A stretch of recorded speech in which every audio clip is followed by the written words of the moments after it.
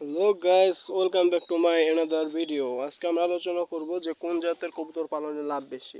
অনেকে কবুতর পালন করে এবং মনে করে যে কবুতর পালনে লস, কিন্তু বিষয়টা আসলে এরকম না। কবুতর পালনেও লাভ আছে।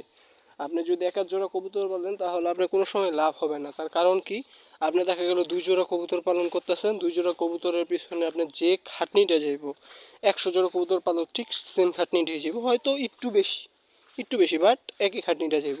আপনার খাবার খাদ্যটা বেশি বাট খাটনি একই যাব, মানে প্রতিদিন পানি দেওয়া, প্রতিদিন ঘর পরিষ্কার, মানে আবিজাবি খাটনি একই বেশি।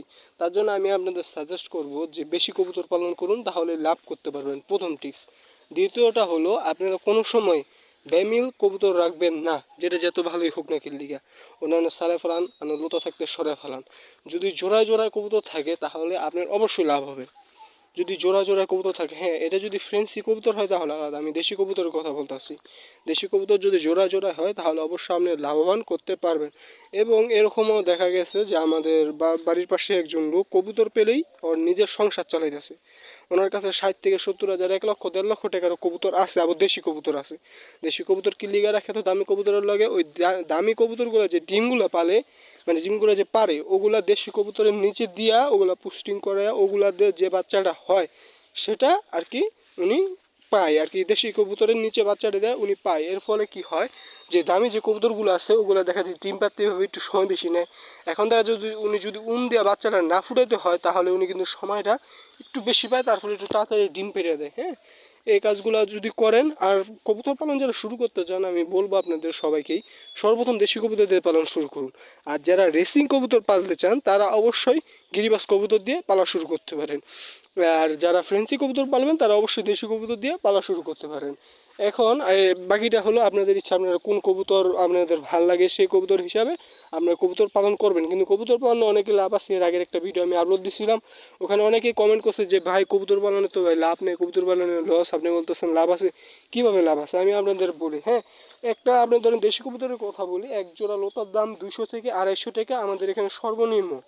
200 থেকে 250 টাকা, 300 টাকাও বিকায়। হ্যাঁ, সর্বনিম্ন, এটা সিজন ব্যাপী, আবার অনেক সময় একটু কম হয়, 90 টাকা হয়তো যায়, 190।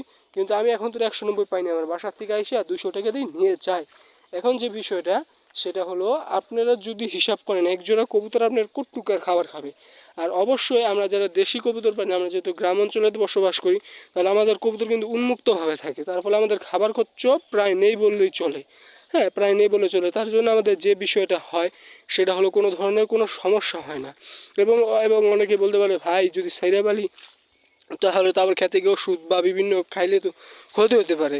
দেখেন আমার কবুতর মানে আমাদের আশেপাশে ঘুরে ঘেরা খায়, খেতে যায় না। হ্যাঁ, আশেপাশে বলতে গেলে বাড়ির আশেপাশে ঘুরে ঘেরা খায়। এখন কবুতর অনেক কিছু খায়, পোড়া মাটি থেকে শুরু করে আর অনেক কিছু খায়। আমি যে কাজটা করি সেটা হলো, সর্বপ্রথম যেহেতু আমরা আর কি কৃষিকাজের মাধ্যমে থাকি, তাহলে আমি যে কাজটা করি সেটা হলো আপনাদের এই যেটা আছে, মানে ধান, ভুট্টা, আমাদের ধান আর ভুট্টাই মূলত হয়, সরিষা হয়, এগুলো দিয়েই আমি যতটা পারি খাবারের চেষ্টা করি।